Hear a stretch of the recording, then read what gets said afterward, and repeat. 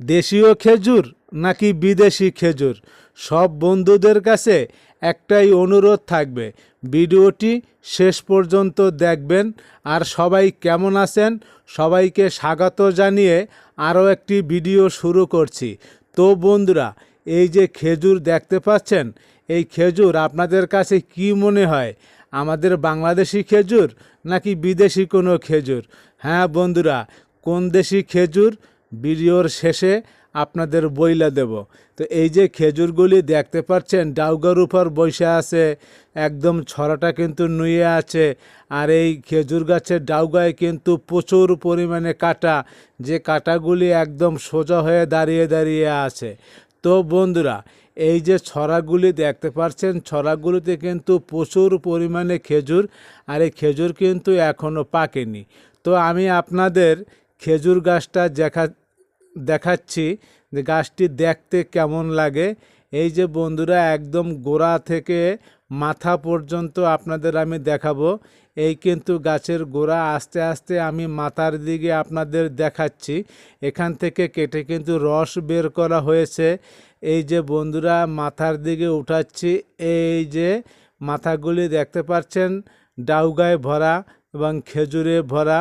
প্রত্যেকটা ডাউগায় কিন্তু কাটায়ও ভরা। আর খেজুরগুলি কিন্তু এখনও সবুজ, পাকন ধরে নাই। জ্যৈষ্ঠ মাসে এই খেজুরের পাক ধরবে। আর এই খেজুর খেতে কিন্তু অনেকটা সুস্বাদু, মিষ্টি, ভালোই লাগে খেতে। তো বন্ধুরা, এখন আমি বলে দিচ্ছি এই খেজুরটা কি দেশি নাকি বিদেশি। হ্যাঁ বন্ধুরা, এটা কিন্তু আমাদের দেশি খেজুর।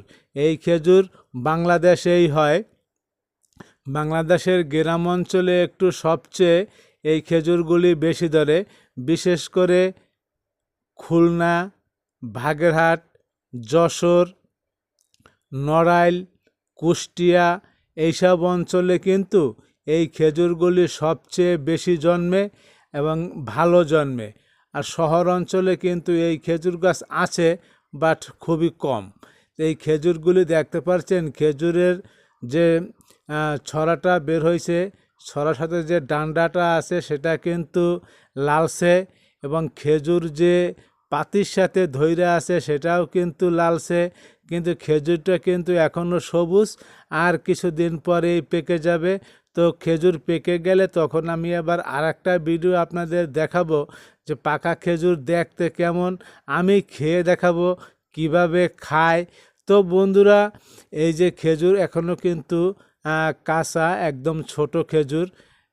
জ্যৈষ্ঠ মাসের 7, 8 বা 10 থেকে পাকা শুরু হয়। পুরা জ্যৈষ্ঠ মাস কিন্তু এই খেজুরগুলি পাকে। তো খেজুরগুলি আসলে বন্ধুরা আপনারা অনেকেই খেয়েছেন যারা দেশ গ্রামে থাকেন।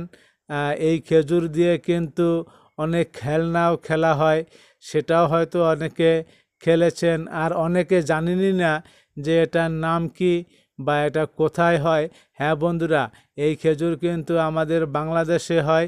কোন কোন অঞ্চলে বেশি হয় সেটাও কিন্তু আমি বইলে দিয়েছি। তো একটা গাছে কিন্তু প্রচুর পরিমাণে খেজুর হয়।